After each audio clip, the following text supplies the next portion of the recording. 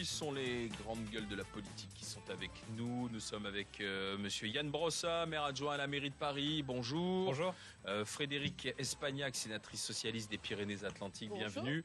Et puis Valérie Boyer, députée Les Républicains des Bouches-du-Rhône. Comme tous les mercredis, vous savez qu'à 12h45, nous vous ferons écouter 3 déclarations de l'actualité que vous aurez tout loisir de commenter. Dans les affaires courantes, on reviendra sur les ondes de choc ou l'onde de choc née du livre de Gérard Davet, Fabrice Lhomme, consacré aux confidences de François Hollande. On va reparler aussi de l'aéroport de Notre-Dame-des-Landes parce qu'on aimerait bien savoir ce qui va se passer dans les semaines à venir. Mais avant toute chose, revenons sur un fait unique quasiment. Écoutez et regardez, écoutez si vous êtes sur MC, regardez sur un numéro 23 ce qui s'est passé hier soir du côté d'Evry dans l'Essonne.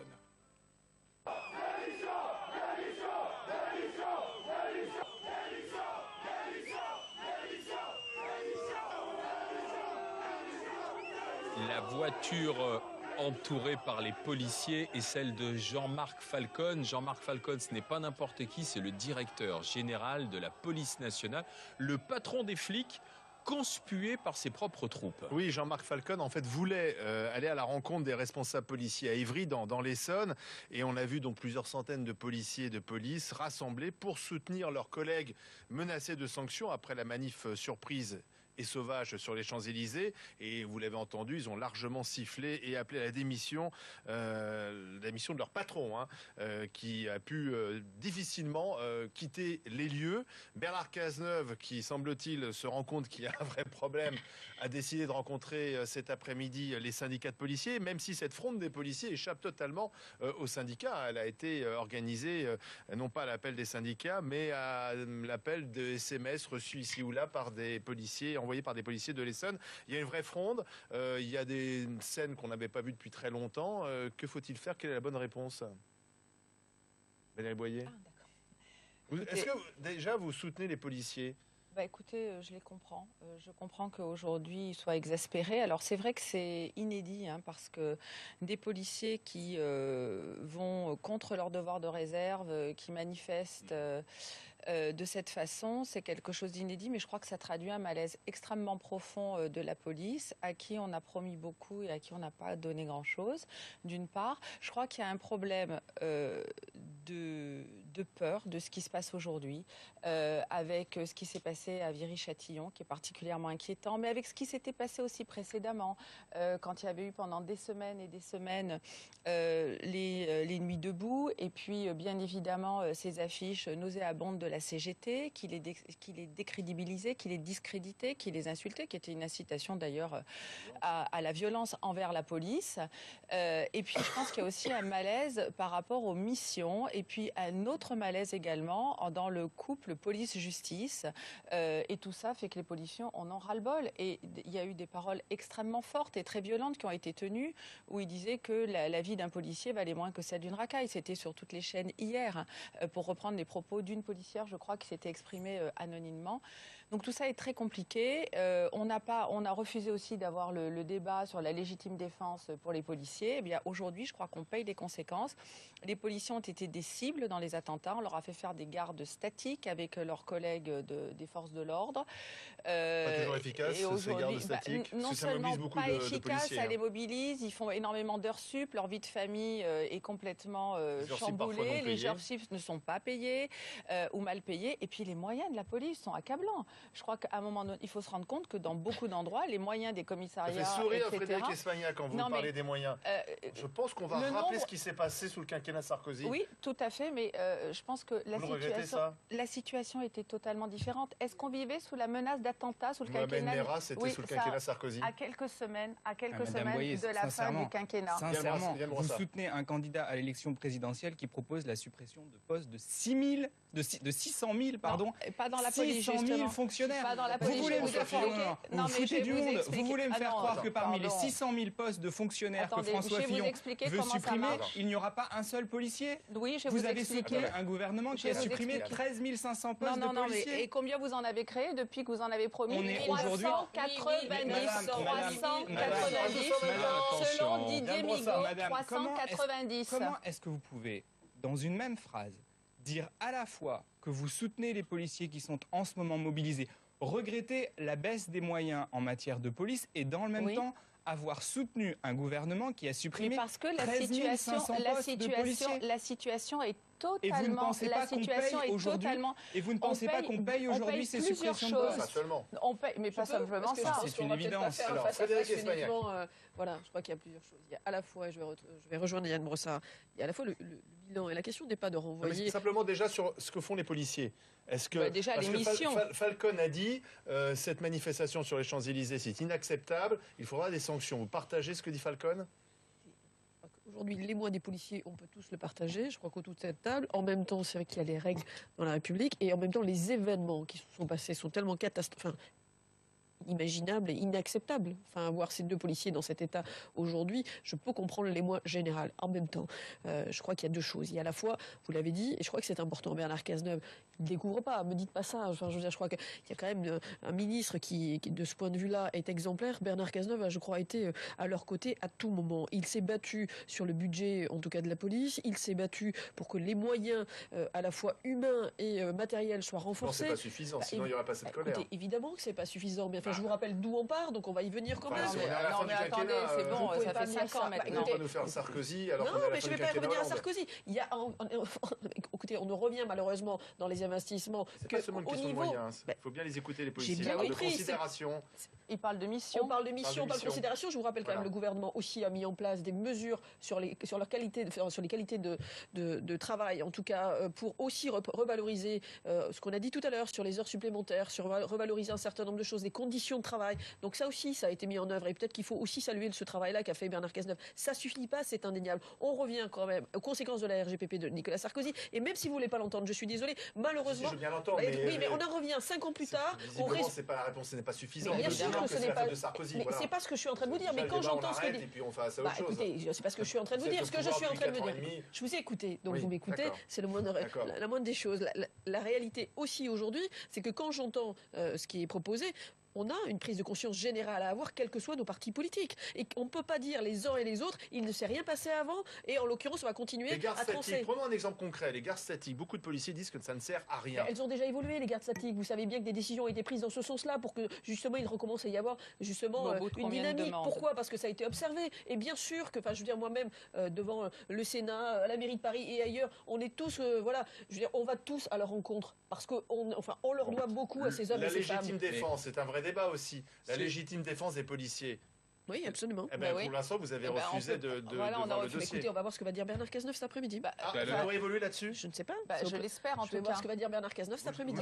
Moi, je le souhaite parce qu'à un moment donné, on voit très bien la difficulté qu'ont les policiers à se défendre lorsqu'ils sont attaqués, au manque de soutien que leur administration leur apporte aussi lorsqu'ils sont dans des situations compliquées. Et donc, aujourd'hui, je pense qu'il faut vraiment réfléchir à l'évolution de cette légitime défense. Moi, ça fait longtemps que je le réclame. C'est un débat qu'on a eu aussi pour l'état d'urgence, un certain nombre de mesures que nous avons proposées et qui n'ont pas été soutenues par le gouvernement. Donc aujourd'hui, je pense qu'il faut faire cela. Et moi, je voudrais revenir quand même qu'on en finisse avec cette affaire des effectifs, parce que j'ai les chiffres précis. Quand le gouvernement a proposé, et c'est François Hollande qui s'est lui-même engagé, il s'est même engagé au congrès de Versailles, à 9000 postes, on en est aujourd'hui à 390. Non. On a 1390 emplois de moins de prévus dans la police et 10 070 en moins qu'annoncé pour la sacrifié par Nicolas Sarkozy. C'est pas moi qui le dis, c'est Didier Migaud. Écoutez, c'est pas moi qui le dis, c'est Didier Migaud. C'est un ami quand même. La Cour des comptes, en l'occurrence, puisque c'est 8 900 qui est écrit dans le rapport Il y a noir sur une blanc. chose qui est absolument certaine en tout cas, et c'est un chiffre qui est validé par tout le monde, c'est que vous avez supprimé 13 500 postes. Oui, tout à fait. Voilà, donc c'est quand même un problème. Et puis par ailleurs, je sais que c'est un problème, mais on ne peut pas comparer. On ne peut pas comparer 2007-2012. On a clos le débat. Vous avez supprimé 13 500 postes. Il y a juste une chose sur laquelle je voudrais revenir. 390 malgré les promesses.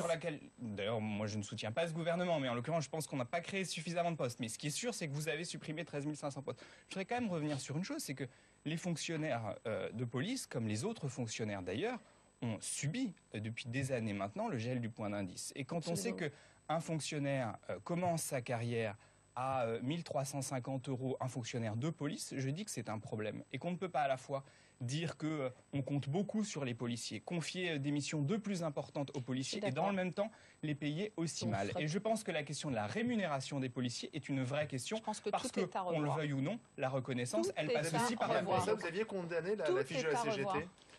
Je pense que c'était pas la meilleure des choses à faire, qu'après il y a eu un certain nombre de comportements policiers à l'époque que je n'ai pas approuvés, qui d'ailleurs n'étaient de mon point de vue pas de la responsabilité des policiers eux-mêmes, mais d'un certain nombre de consignes qui leur avaient été données. D'ailleurs le syndicat Alliance l'avait dit lui-même, et donc je pense que c'était plutôt un problème de hiérarchie qu'un problème de policiers en l'occurrence. Tout à l'heure on entendait un policier nous dire ce que l'on attend aussi, c'est des moyens d'intervention. Exactement. Ce qui s'est passé à Viry-Châtillon est inadmissible.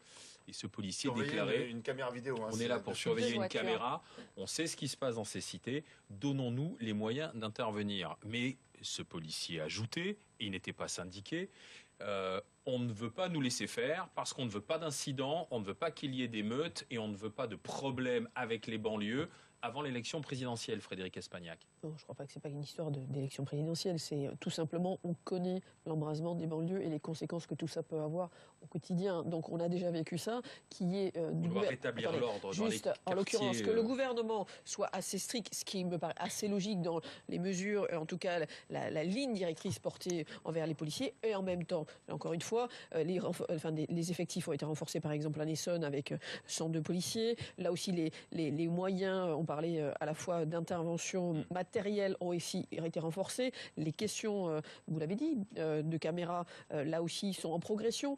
Bon. Oui, mais enfin, quand on met des policiers pour surveiller une caméra, ça paraît complètement incongru. C'est pour ça que je dis...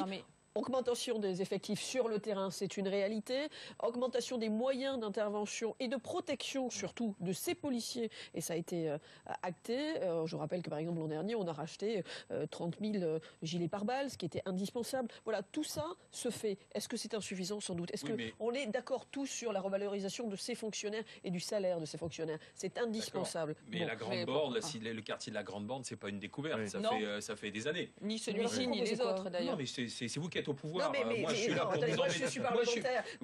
C'est à vous à faire la loi. Moi, je suis là pour vous embêter. Je dis simplement que les reportages qui sont faits dans le cadre... Il peut m'embêter autant qu'il veut, mais la réalité, à un moment donné, c'est qu'on a bien vu que ça ne suffit pas. Non, mais vous dites vous-même, l'embrasement des banlieues, on n'en veut pas. Seulement les policiers disent alors à ce moment-là, on laisse perdurer. C'est toujours dans les mêmes quartiers que ça se passe. Qu'est-ce qu'on fait? Non, mais 130 millions d'euros investis dans la Grande Borne, on sait ce que peut provoquer l'embrasement des banlieues. On est d'accord, mais en même temps, vous ne pouvez pas dire aujourd'hui, je ne peux pas vous laisser dire qu'aujourd'hui les policiers n'interviennent pas, que les policiers ne peuvent pas intervenir à hauteur des trafics. Je peux entendre, et je partage sur ça, la question de la justice et du fait de l'accompagnement, quand justement ils interviennent. On y vient. Sur ça, on y vient. Et ça, je pense qu'on sera tous d'accord sur ça. Donc il y a des moyens, et on voit bien que Jean-Jacques Urvoise a aussi réorienté les choses dans ce sens-là. Sur ça, je comprends ce malaise. Et je ne peux pas comprendre, je ne peux pas accepter aujourd'hui que dans... Attendez, excusez-moi, je vous ai écouté. Donc à partir du moment où il y a des interventions, où il y a des arrestations, il est normal que la justice aussi ne remette pas 24 heures plus tard les mêmes personnes dans la rue. Ça, c'est le problème. Une précision, simplement, Bernard Cazeneuve ne veut pas entrer dans un cycle de sanctions, mais rappeler les principes concernant les manifestations de policiers, donc qui désavoue en quelque sorte Jean-Marc Falcon, son directeur de police. On verra si Falcon va rester en place. Mais moi, je voudrais aller un peu au-delà, parce qu'on apprend dans la même semaine que les policiers sont en colère parce qu'ils sont des cibles, les enseignants sont agressés, les médecins n'ont jamais été autant agressés qu'en cette année. Il y a quand même un problème, alors plus général, de la façon dont on vit les uns avec les autres, et ceux qui représentent l'autorité, que ce soit une autorité policière, sont maltraités. Comment l'expliquer ça, et comment essayer de changer les choses, Yann Brossard? Il y a manifestement une augmentation de la violence dans notre société qui se traduit par des agressions à l'égard de ceux qui représentent l'autorité. Mais vous savez, je suis enseignant d'origine, j'ai enseigné plusieurs années à Sarcelles. Je pense aussi que on ne traite pas comme on devrait les traiter, ces personnels. Quand j'entends Nicolas Sarkozy hier traiter les enseignants de feignasses en expliquant qu'ils ne travaillent pas et qu'ils sont en vacances 6 mois par an. Mais comment est-ce qu'on veut, que les gosses de Sarcelles respectent leurs profs si on a un ancien président de la République qui explique que le gars qui est en face d'eux et qui est sur l'estrade est une feignasse? Et donc je crois qu'on doit tous aussi, nous responsables politiques, faire gaffe à la manière dont on parle de ces gens qui détiennent une part d'autorité, soit par le savoir, parce qu'ils sont enseignants, soit parce qu'ils sont policiers, soit parce qu'ils sont gendarmes. Mais je pense que ça renvoie aussi à notre responsabilité d'élus, à notre responsabilité politique. Je pense que, si vous permettez, il y a plusieurs choses. Il y a effectivement la crise d'autorité que nous traversons, qui concerne tout le monde. J'allais dire tout ce qui porte l'autorité, tout ce qui porte l'uniforme et tout ce qui représente aussi l'autorité. La blouse blanche, le professeur, le gendarme, le policier, etc. Ça, c'est la première chose. Donc, je pense qu'il faut vraiment qu'on réfléchisse aussi à notre discours, à notre éducation. Tout ça, ça fait vraiment partie d'une révolution morale qu'on doit avoir vis-à-vis de l'autorité. La deuxième, c'est le manque de sanctions et d'impunité. Parce qu'à chaque fois qu'il y a un drame qui met en cause des policiers, qui met en cause des personnes qui sont agressées, eh ben, on s'aperçoit le multirécidiviste, les types qui ont des CV terribles, qui font des allers-retours en prison, qui n'ont plus peur de rien, etc. Les peines ne sont pas adaptées. Les peines, non seulement ne sont pas adaptées, mais ne sont pas appliquées. Et je rappelle quand même un drame absolu, c'est l'arrêt de construction des places de prison. Non seulement on a des conditions de vie absolument indignes pour les prisonniers actuellement, mais en plus on a arrêté ce programme. Et aujourd'hui, oui, mais enfin, il était temps. Non, mais il était temps. Je rappelle quand même que Madame Taubira avait arrêté tout ça. Il est financé. Il faudra de toute façon, c'est une priorité. Parce que vous dites qu'il faut augmenter les fonctionnaires, il faut créer l'argent. Non, mais parce que c'est une priorité par l'équipe Sarkozy, mais qui n'était pas financé. Donc du coup, quand nous sommes arrivés, c'est une priorité. D'accord, mais c'est une priorité d'augmenter les fonctionnaires de police, de faire des places de prison. Comment vous financez? François Fillon, par exemple, François Fillon qui lui-même fonctionnaire. Non, mais François Fillon vous l'a expliqué aussi. Il y a un certain nombre de choses pour relancer l'économie. La première, c'est baisser les charges sur les salaires de 50 milliards, 40 pour les entreprises, 10 pour les ménages. Deuxièmement, faire ensemble, non mais les calculs, supprimer 600 000 fonctionnaires. Non mais c'est supprimer, faire en sorte aussi que tout le monde travaille plus, étant payé plus aussi. Je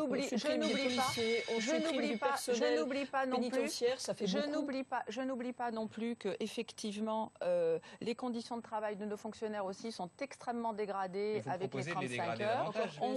On propose qu'ils travaillent plus, mais qu'ils soient aussi payés en conséquence avec des négociations. Alors, et ça crée aussi des postes de travail. Et tout le monde s'accordera aussi à dire qu'aujourd'hui, il y a une priorité, c'est notre sécurité. On a une menace terroriste qui était totalement inédite. Je rappelle quand même qu'on est à 252 morts, à 1500 policiers qui ont été blessés dans l'exercice de leurs fonctions. Donc c'est quand même pas rien. Puisqu'on est sur l'autorité, justement, on va continuer d'en parler avec vous, avec l'aéroport Notre-Dame-des-Landes. Parce que là voilà, aussi, un bel exemple. C'est un défi à l'autorité. Que va-t-il se passer? Le Royal qui défie l'autorité. Restez avec nous sur RMC numéro 23 pour le Conseil des GG.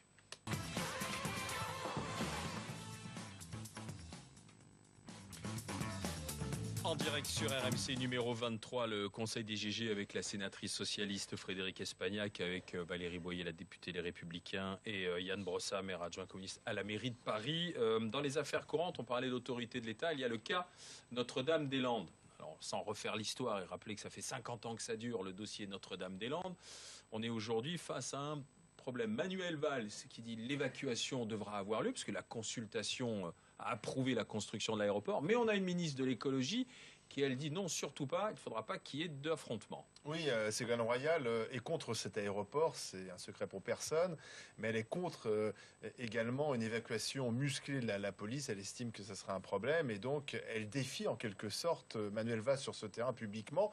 Le Premier ministre a beau répéter régulièrement que l'évacuation se fera d'ici la fin de l'année. Il en a parlé avec le président Retailleau, président Les Républicains de la région, en disant publiquement que ça l'espère. Mais Ségolène Royal, alors est-ce que Ségolène Royal, elle parle seule? Est-ce que pense François Hollande de ce sujet? Parce qu'on pourrait penser que Ségolène Royal s'autorise à défier l'autorité du Premier ministre parce que le président serait plutôt d'accord avec elle. Et si l'on en croit son livre de confidence, il avait dit, François Hollande, que l'aéroport ne verrait jamais le jour. Frédéric Espagnac, que faut-il faire à NDDL? J'aurais jamais la vérité, peut-être, dans ce livre de confidence, puisque et de dire que François Hollande a tenu ses propos au moment où on était au plus dur de la crispation, et en l'occurrence avant de trouver une solution qui était en effet d'arriver à ce référendum et donc de redonner la parole à la population. Donc le référendum a eu lieu, la population a tranché et donc l'opération se fera. La question, on ne va pas se mentir, il ne faut pas la sous-estimer, c'est dans quelles conditions et faire en sorte en effet que ça se passe dans les meilleures conditions possibles et surtout sans problème humain, puisqu'on a déjà connu Essivins et d'autres choses. Donc il faut aussi être lucide de par la situation dans laquelle on est.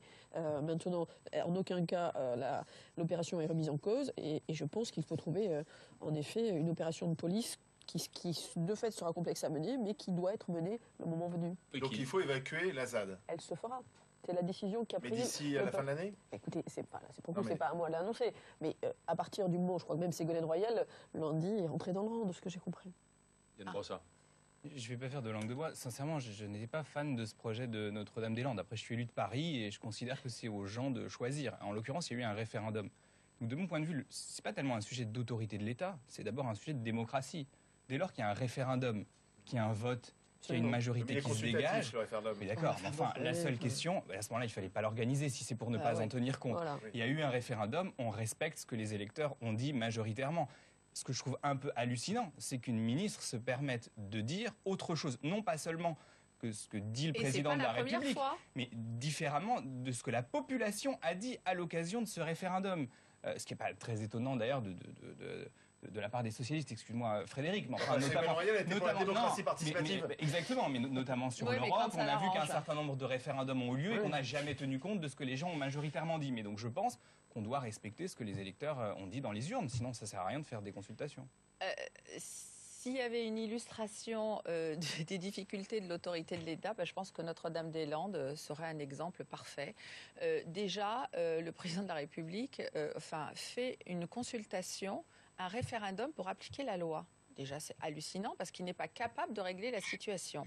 Ensuite, là, on a une bagarre entre une ministre quand même très bien placée au sein du gouvernement, si j'en crois le livre très bien documenté, d'après eux, de Davé et l'homme, qui se permet de... Ségolène Royal avait un rôle majeur dans la vie de François Hollande. Oui, mais bon, ça a été confirmé en plus. Excusez-moi, ça a été confirmé récemment. Non, mais ça a été confirmé récemment. Donc, je suis quand même, moi, stupéfaite de voir qu'on en est encore là aujourd'hui. Je veux dire, c'est un déni démocratique, c'est un déni d'autorité. Vous avez vu que ce dossier a pris 50 ans, je confirme encore une fois. Non, mais il a pris 50 ans peut-être, mais ça ne fait pas 50 ans qu'il y a ces difficultés d'occupation d'un territoire. Écoutez, Nicolas Sarkozy a connu les mêmes. Où on dit oui, où on dit non, où on est obligé d'en arriver là quand même. Encore une fois, le président de la République n'a pas décidé. On est dans une situation de crispation. Le président de la République a décidé, il y a eu un référendum, la population a tranché, donc il a redonné la parole, comme l'a dit Yann, à la population. Et donc la décision est prise. On joue encore. La décision est prise, mais elle n'est pas appliquée. L'évacuation se fera, mais on en est encore à des manifestations. On va quand même faire en sorte que les choses se passent bien. Rassurez-moi, vous voulez juste pas qu'on fasse ça dans l'urgence en 24 heures pour être sûr que tout se passe mal. Vous avez vu qu'il y a des agriculteurs, vous avez vu qu'il y a une population qui est très présente. Ne m'accusez pas de faire en sorte que les choses se passent pas bien. Je crois que la responsabilité d'élu tel que vous l'êtes et tel que je le suis fait que aujourd'hui, on doit travailler aux meilleures conditions pour que les choses se passent correctement. Vous n'allez quand même pas faire croire aux gens qui nous écoutent et qui nous regardent que c'est un dossier qui a été bien géré. Je veux dire, on va de Caribansi là dans ce dossier. Si Nicolas Sarkozy avait réglé le problème, on n'aurait pas le géré aujourd'hui. Donc n'expliquez pas qu'il a été bien géré. Suffit, quoi. Nicolas Sarkozy en permanence. Je précise quand même, vous nous donnez le 5 ans. Je précise quand même, vous nous donnez le 5 ans. Mais vous avez eu 5 ans, vous aussi. Mais il n'y avait pas eu les incidents. Mais il n'y avait pas eu les incidents qui a lieu aujourd'hui. Cela dit, la dernière poussée de tension en ce qui concerne Notre-Dame-des-Landes, c'est la dernière manifestation qu'il y a eu. C'est bien pour ça qu'il faut faire très attention. Voilà, des zadistes qui ont dit on a caché des bâtons, on a même certains ont dit piégé le terrain, et les forces de l'ordre peuvent venir. Mais c'est comme Nuit debout, je veux dire, on est dans une situation incroyable. Alors, les forces de l'ordre sont là pour faire respecter la loi. Donc, personne place de la République. C'est terminé. Non, mais combien de temps Combien de temps On va amener Madame Boyer prendre le café le matin à la place de la République. Ça m'arrive d'y passer, comme vous. Mais je sais combien ça a coûté aussi aux Parisiens. Je croyais que je savais combien ça coûtait le café place de la République, j'ai pensé. Cher. L'onde de choc du livre de Davé et l'homme, l'homme, la publication des confessions, du confidence du président de la République sur Notre-Dame-des-Landes, sur les footballeurs, sur sa vie privée. Sur certains de ses amis socialistes, Claude Barthelone, Najat Vallaud-Belkacem. En fait, une onde de choc qui n'en finit plus. Frédéric Espagna, comment sortir de cette crise qu'a provoqué ce livre au sein même d'ailleurs de votre majorité et même du gouvernement? Est-ce que c'est le vaisseau Hollande a été touché, coulé par le livre? Coulé, je crois pas. Touché, je pense que les choses ne vont pas se mentir. Il y a forcément eu de la surprise sur ce livre. Vous-même, vous avez été surprise? Écoutez, je suis quand même... vous le connaissez bien. Ah oui, mais vous savez qu'il aime les journalistes.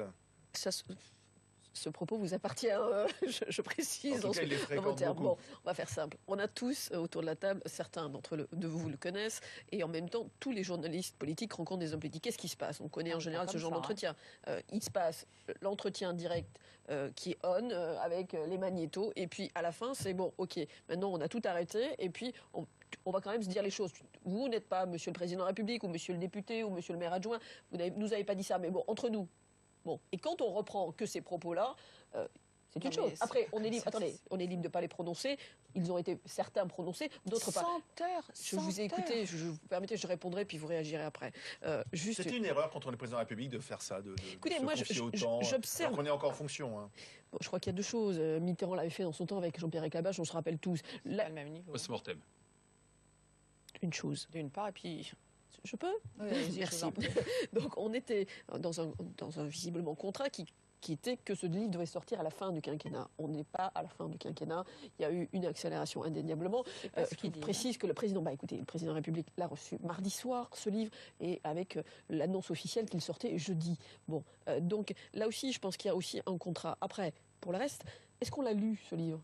Est-ce que vous l'avez lu? Moi, Parce je que l'ai tout lu. le monde en a parlé. Ah, moi, j'ai lu. Bon, ben voilà, moi aussi, j'ai pris le temps, j'y ai passé ma soirée de samedi à dimanche, et au final, si vous l'avez lu, il est bien différent de ce qui en a été présenté. À la fois, écoutez, si, enfin, en tout cas, c'est mon C'est la opinion. chronique de son. Il commande son Ça, propre sont les éléments de quinquennat. langage du Est-ce que Parti c'est pas socialiste important aujourd'hui. dans la période dans laquelle on est? Non. Ah bon, pourquoi? Bah, parce que, alors s'il n'était plus président, mais Mais ce qui c'est était pour ça très que je vous dis, étonnant, ce c'est qu'il est livre toujours en devait fonction. sortir à la fin du quinquennat. C'est toute la différence. Est-ce que c'est un Non, hasard même si au après final, le quinquennat. excusez-moi, est-ce que c'était un hasard si aujourd'hui, à un mois de la primaire socialiste, ce livre sort en accéléré? Est-ce que c'est un hasard?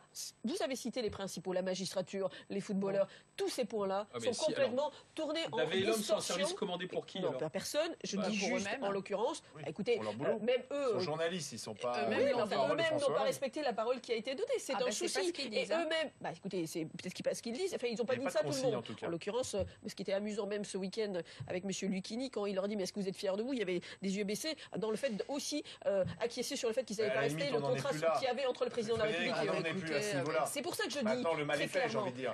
Alors, est-ce qu'on le soigne, ce mal, ou est-ce qu'il est temps de passer à autre chose? Est-ce que finalement François Hollande n'est pas disqualifié maintenant pour représenter le Parti Socialiste en 2017? Écoutez, les choses sont simples. François Hollande, il a 30 ans de vie politique derrière lui. Oui, oui. Il a été, en l'occurrence, parlementaire. Il est président de la République depuis 5 ans. Donc, je pense que c'est ses actes qu'il faut juger. Les citoyens jugeront en tant Donc, que il n'est tel. pas encore Et c'est pas un disqualifié. livre. Non, pas Il n'est pour pas moi. disqualifié. En D'accord. aucun cas. Bon, bah, Yann Mais Brossard. vous savez ce que j'ai trouvé choquant, je l'ai lu ce week-end.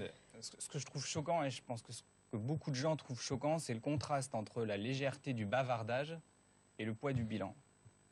Et parce que quand même, 1 million de chômeurs supplémentaires depuis 2012 et le sentiment Et des- profond qu'ont beaucoup d'électeurs de gauche d'avoir été trahis d'un bout à l'autre. Quand François Hollande dit dans le livre qu'après tout, le contrat première embauche de Villepin, c'était une bonne idée, lui qui a défilé contre le contrat première embauche, qui est monté à l'époque au créneau contre le contrat première embauche et qui aujourd'hui dit ça, au fond, ça résume tout, c'est-à-dire qu'il a pris des engagements devant la population et qu'en réalité, il leur a systématiquement tourné le dos. Sincèrement, depuis 2012, la gauche s'est mis à dos C'est le l'ensemble cynisme, des c'est du catégories. cynisme C'est le politique. cynisme Du total, mensonge. c'est le calcul politique. Mais Et c'est oui, c'est au-delà, une c'est même certaine la forme de trahison. mensonge qui fait qu'aujourd'hui, l'électorat de gauche a la tête dans le sac. Et la seule question qui se pose, à mon sens, pour 2017, c'est comment on fait en sorte que la gauche retrouve d'une manière ou d'une autre Alors, quel des est votre couleurs. candidat, vous, Yann Brossard? Et pour Parce que l'instant, les communistes, vous avez bien raison. Pour l'instant, la vous voulez pas aller situation. derrière Mélenchon? Pour l'instant, on verra. Pourquoi vent pas poupe, dans les Pourquoi sondages. pas Pourquoi On pas, verra. vous dites? En tout cas, aujourd'hui, la situation est très compliquée. Mais surtout, moi, ce que je souhaite, c'est que la gauche puisse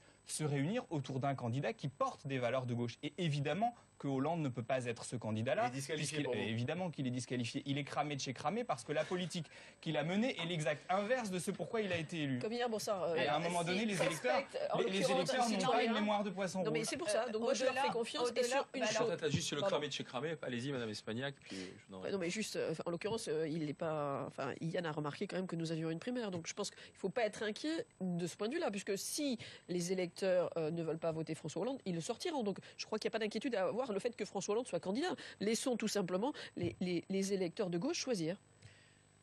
Moi, je pense qu'effectivement, au-delà du bavardage, c'est extrêmement grave. D'abord, le bilan de François Hollande, c'est un problème de forme, c'est un problème de fond. Je crois que les Français vont pas leur dire merci pour ce moment. Ces 5 ans étaient abominables. C'est pas la première fois qu'il se fait piéger dans un livre.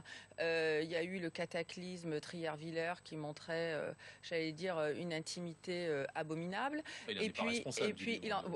Oui, quand même à 50%. Dans un couple, c'est comme ça que ça se passe en général. Il est Mais quand bon, même pas peu importe. responsable. Non, mais Deux pendant qui- septembre, non, mais quoi, voilà, on dit. exactement. Il est responsable d'un Mais livre. Enfin, au-delà de ça, Il est dans responsable ce livre où on a un président de la République qui passe plus En de êtes-vous temps sûr avec des journalistes qu'avec ses ministres et où il livre quand même des secrets d'État. Il parle à un moment donné des otages. Il parle d'opérations pour lesquelles je suis quand même choquée qu'un président de la République en exercice, au-delà de toutes ces phrases sur la gauche, pas la gauche, etc., des choses qui sont nauséabondes, des choses. Mais à un moment donné, il parle de la vie d'otage. Il parle d'opérations pour lesquelles il devrait garder le secret. Moi, je suis absolument abasourdie de ça. qu'on paye. Abasourdie de ça. C'est une révélation qu'on n'a pas beaucoup relevée. J'avoue que l'État a payé pour libérer les otages. Alors qu'officiellement, on dit qu'on ne paye jamais. Mais c'est dingue. Mais je veux dire, mais ça, c'est Ça, c'est un dingue. vrai fait Et d'ailleurs, je me permets juste de vous dire qu'en tant que parlementaire aujourd'hui, nous nous posons la question, on est en train d'analyser ça de façon fine, mais comment, en étant arrivé là, qu'un président de la République qui passe une centaine d'heures, qui était parfaitement conscient de ce qu'il faisait. Moi, j'ai fait une émission lundi avec Monsieur Davet, qui disait qu'il n'y avait pas de règles pour quand sortait le bouquin, etc. Finalement, vous les aimez bien, Davet, l'homme, maintenant. Non, pas franchement, mais c'est pas le sujet. Il ne s'occupe pas de l'affaire Bettencourt. Non, mais ce n'est pas le sujet. Je pense que les bouquins précédents, il n'y avait pas cette complaisance et cette espèce de complicité que François Hollande a voulu créer en déjeunant avec les journalistes, en étant très proche des journalistes, etc. Mais bien évidemment, mais en livrant des choses qui doivent rester ultra confidentielles. Donc moi, je pense que ça met en danger la République, ça met en danger des Français. Bon, après, dans un autre pays, ça mériterait une procédure d'impeachment, même pour vous. Vous vous rendez compte que Hillary Clinton, c'est pas ce genre de livre, Barack Obama. Attendez, c'est pas une histoire de faire ce genre de livre. Hillary Clinton, elle est embêtée parce qu'elle a envoyé des emails de son téléphone portable et François Hollande, il livre des secrets d'État. Il met en danger la vie des otages. Il donne des informations alors que nous sommes en guerre, alors qu'on a des militaires qui sont sur le théâtre d'opération. Il parle des otages d'Areva. Mais moi, je trouve ça abominable, franchement. Mais qui est cet homme qui préfère se contempler plutôt que gérer les affaires de la France? Frédéric Espagnac. Merci. Écoutez, franchement, je pense il met pas du tout en difficulté la vie d'otage puisqu'il relate un certain nombre de choses, d'opérations, de décisions qui ont été prises. Je remarque à chaque fois, il les a tous ramenés. En tout cas, il les a tous ramenés jusqu'à ce jour et il se bat à chaque fois pour les ramener. Il dit publiquement des choses et aux journalistes, il dit le contraire. En l'occurrence, tout le monde sait. À quel moment qui est François Hollande, en fait, c'est la question. Quel est le vrai François Hollande? Qu'est-ce qu'il pense, en fait, ce président de la République? François Hollande, c'est l'homme qui a une parole publique et en même temps qui a eu des actes depuis 5 ans. Donc, vous l'avez vu quand même dans les actes. Quand il dit, par exemple, l'État ne paye pas pour récupérer les otages. Et puis finalement, d'une façon assez badique, il dit aux journalistes que oui, ça peut arriver. Puis de toute façon, sur les entreprises qui payent. C'est horrible. C'est quand même des choses graves. Parce que vous pensez, vous, qu'il se passe rien, que les otages y reviennent à chaque fois comme ça par opération du Saint-Esprit? Non, mais la parole publique est vous savez tous, en l'occurrence, qu'on était à l'époque, Madame Bettencourt, par exemple, je rappelle qu'elle est intervenue au meeting de Nicolas Sarkozy. Est-ce que vous pensez qu'elle est revenue sans qu'il y ait aucune intervention financière? Enfin, il faut arrêter de rigoler. Je pense que les Français sont pas ce que dit François Hollande avait l'homme et la vérité. En tout cas, alors, ce qu'il dit aux Français, il est logique, en tout cas, que l'État français lui-même ne verse pas d'argent, ce qui a toujours été le cas. Point. Ah d'accord. Ce que dit François Hollande sur la scène internationale, c'est faux. Mais par contre, ce qu'il dit à des journalistes avec qui il accepte de passer une centaine d'heures, excusez-moi, des dîners, des choses où il y avait les micros, paraît-il, qui étaient enregistrés. C'est 60 heures, contrairement à ce que vous dites. Et c'est déjà sur 6 ans. Donc voilà. Et au final, quand on ramène, ça fait 3 jours en 6 ans. L'un des exemples qui a été mis en exergue aussi, ou sorti de ce livre, quand même, qui a été frappant, c'est ce qu'il dit sur les juges. Alors qu'il va prononcer un discours devant la magistrature et il se retrouve à devoir recevoir en urgence les 2 plus hauts magistrats de France qui sont à la Cour de cassation. Vous connaissez que ça fait quand même des ordres, Frédéric Espagnac. Il est obligé de commettre une lettre d'excuse. Non, c'est pas une lettre d'excuse, c'est une lettre où il reconnaît les mois qui a été là. Pourquoi? Et je pense que les choses... Écoutez, en l'occurrence, les choses elles sont assez simples là aussi. Il relate un instant T, et tel que ça n'a pas été ressorti, en tout cas dans les extraits qui ont été publiés.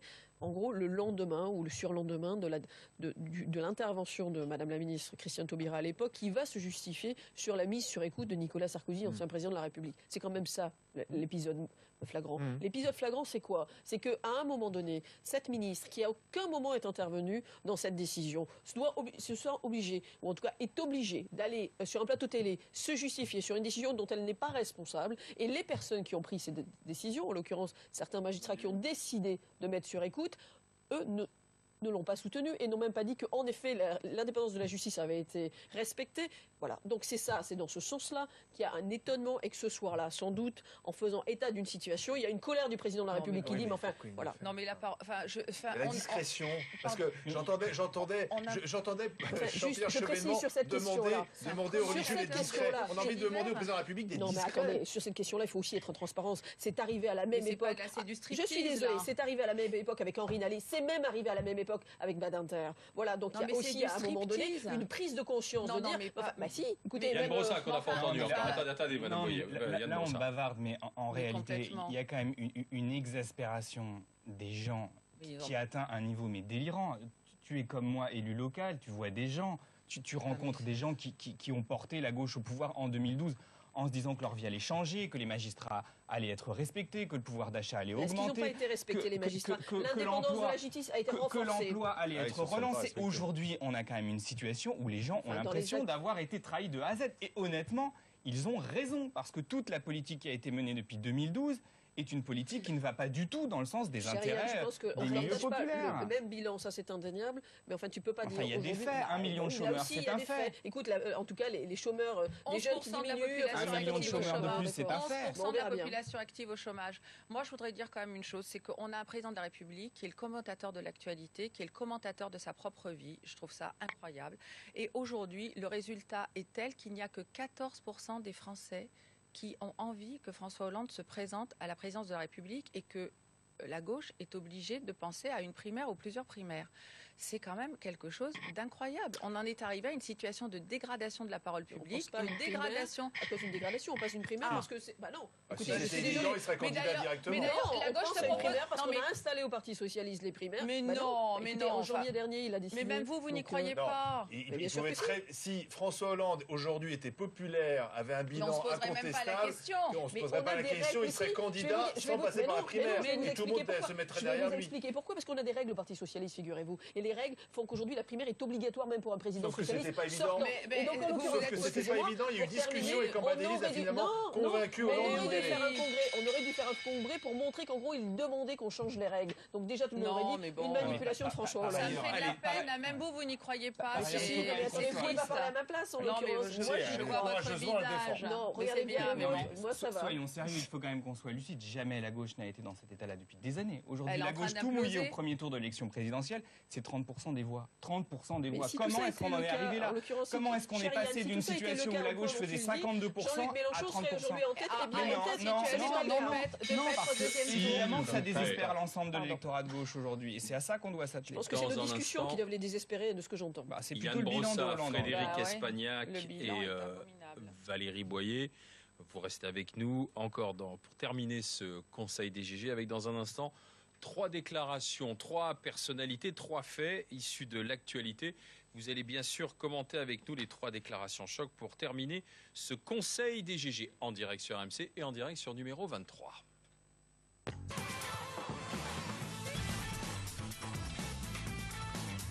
Conseil des GG, et c'est l'heure des 3 déclarations pour se quitter. Qu'est-ce qu'il nous reste? 6 minutes, 3 fois 2 minutes pour chacun. C'est parti, première déclaration.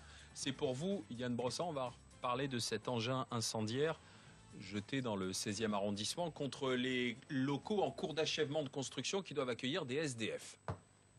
Je suis choqué parce que, vous savez, dans le bois de Boulogne, vous avez de tout, la nuit. Alors, est-ce que ce sont des poivreaux qui s'amusent? Est-ce que ce sont des riverains qui sont pas contents? C'est pas trop le genre, quand même, des riverains, de balancer des bouteilles d'essence la nuit. Est-ce que ce sont des gens qui veulent faire mousser l'affaire? J'en sais rien.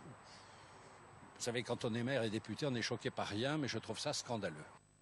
Claude Goasguen, le député maire du 16e arrondissement parisien, qui s'est exprimé opposé au projet. Oui. Parce que vous aviez dit que c'est la mairie qui avait mis de la tension, notamment. Cette affaire, je trouve ça tellement accablant. On vit dans un pays où des gens vont aller brûler un centre d'hébergement pour des sans-abri. Enfin, où est-ce qu'on en est arrivé? Et en l'occurrence, quand même, un député maire qui, là, essaye de faire bonne figure, mais a chauffé à blanc la population locale en leur faisant croire que ce serait un centre pour réfugiés, histoire de leur faire peur, alors même que c'est un centre qui est dédié à des familles sans abri. Moi, je trouve que c'est une honte absolue. Et là encore, les responsables politiques, nous, on a une responsabilité et on ne peut pas se permettre de répandre la haine en permanence, comme ça a été fait dans le 16e arrondissement. Et donc, je maintiens ce que j'ai dit suite à cet incendie. Le député maire du 16e arrondissement porte une responsabilité lourde dans cette affaire, parce qu'il a répandu des propos mensongers, parce qu'il a répandu de la haine partout, parce qu'il a excité des associations locales. En tout cas, ce que je peux vous dire, c'est que nous tiendrons bon, et ce centre d'hébergement pour SDF dans le 16e arrondissement ouvrira début novembre comme prévu, et ça n'est pas cet incendie qui nous retardera. Et la question de la mixité sociale est aussi une question majeure. Vous savez, je suis élu du 18e arrondissement, on a 1000 places d'hébergement dans le 18e arrondissement. Il n'y a pas de raison que ce soit systématiquement les mêmes quartiers qui portent la solidarité. Et donc oui, il faut aussi accueillir des sans-abri dans le 16e. Deuxième extrait, c'est pour Valérie Boyer. Vendredi, nous parlions de la manif pour tous. Elle a eu lieu dimanche. On en parlait avec le comédien Jean Benguigui. Vous y avez participé à la manif pour tous dimanche. Et le comédien Jean Benguigui, on lui dit qu'est-ce que vous en pensez? Extrait. C'est pas une manif pour moi, quoi. Voilà. Ouais, Non, j'aime pas ces gens-là. Pourquoi? Non, parce que c'est la France rétrograde, c'est la France homophobe, c'est la France ultra conservatrice, et il faut s'en sortir. Non, je suis contre. Voilà. Bon, là, une jolie robe rouge. Je pensais au début que c'était Anne Romanoff qui faisait un sketch, et en plus, Ludovine de la Recherche, c'est un nom de sketch. Et en fait, non, c'est une vraie personne avec des vraies idées, c'est incroyable. C'est vrai. Valérie Boyer, symbole de la France rétrograde. Je pense que c'est le symbole de la France qui veut défendre la famille qui a été matraquée comme jamais sous le gouvernement Hollande fiscalement. Moi, je suis allée à cette manifestation parce que je m'oppose fermement à la gestation pour autrui. J'ai déposé une proposition de loi dans ce sens et je ne supporte pas la complaisance qu'on peut avoir vis-à-vis des personnes qui louent le corps des femmes ou qui fabriquent et qui vendent des enfants, parce que c'est de ça dont il s'agit aujourd'hui. Donc il est vraiment important. Et c'est une des raisons aussi pour lesquelles je soutiens François Fillon, parce qu'il s'est vraiment engagé très fort dans ce sens-là, que l'on puisse mettre un terme à ces pratiques aujourd'hui qui font qu'il y a des femmes et des enfants qui sont fabriqués, vendus, etc. Ces pratiques sont inadmissibles. On ne peut pas avoir de la complaisance pour ces pratiques. Elle n'est pas au programme, elle n'est pas venue, la GPA. Non, elle n'est pas au programme, mais n'empêche qu'aujourd'hui, des personnes qui vont à l'étranger et qui commandent un enfant qui est fabriqué, qui l'achètent avec des femmes dont on loue le corps, ça existe. Et vous ne reviendrez pas sur le mariage, vous regardez sur le mariage gay si François Fillon Non, il n'a jamais été question de revenir sur la reconnaissance de l'amour homosexuel. Jamais. En tout cas, c'est pas du tout dans ce sens-là. Mais en revanche, la filiation et la gestation pour autrui sont des choses qui doivent être revues dans l'intérêt des femmes et surtout des enfants. Moi, je crois aux droits des enfants, pas aux droits à l'enfant. Dernière déclaration, c'est pour Frédéric Espagnac. Attention, c'est assez rapide. C'est Jean-Luc Mélenchon. Il passait chez Jean-Jacques Bourdin avant-hier matin. Et voilà ce qu'il disait à propos de François Hollande. Il est venimeux comme pas. Mais d'abord, je ne me sens pas humilié par lui. Il faut quand même garder les proportions. Ce n'est pas dans ses moyens. Frédéric Espagnac. C'est amusant parce que je les revois pendant 10 ans rigoler ensemble dans ma tête et les voir en tant qu'amis. Donc, je connais Jean-Luc, j'en connais aussi l'aspect du tribun, j'en connais aussi, je crois, oui, une espèce de rancœur qu'il a gardé par rapport à François Hollande. Elle leur appartient. Voilà. Après, sur le reste, je pense que François Hollande n'est pas venimeux. Je ne crois pas qu'on puisse parler de président de la République dans ces termes-là. C'est les siens, ils lui appartiennent. Mélenchon, c'est donc aujourd'hui un adversaire déclaré de François Hollande. Oui, en même temps, vous avez vu, ils souhaitent la candidature de François Hollande. Donc, on verra bien. Ils auront à s'affronter, en tout cas sur le débat des idées. Vous souhaitez bien la candidature de Sarkozy aussi, parce qu'il paraît que c'est plus facile. Non, moi je souhaite la candidature, c'est la droite qui choisira. Moi, j'ai pas à choisir. Moi, je souhaite une candidature, c'est celle de François Hollande que j'assume. Et il sera candidat. C'est à lui de le dire. Mais c'est votre conviction. Pour l'instant, c'est ma conviction. Merci, messieurs, dames. Merci d'avoir été avec nous. Merci Yann Brossat. Merci Frédéric Espagnac. Merci Valérie Boyer d'être passé par ce conseil DGG. On se retrouve, nous, demain. Demain en direct, 10h-13h, les GG, avec Charles Consigny, le juriste, l'écrivain, et Lina Dumont, l'intervenante sociale pour celles et ceux qui s'interrogent à chaque fois qu'Elina est avec nous, c'est une ancienne SDF, Elina Dumont. Une femme remarquable. Voilà, un parcours remarquable, c'est comme ça qu'on l'avait remarqué. Elle s'est sortie de la rue, Tout à fait. elle a réussi, elle parle de sa condition et elle vient avec toute sa liberté en tant qu'intervenante sociale commenter l'actualité tous les jours avec nous dans les GG.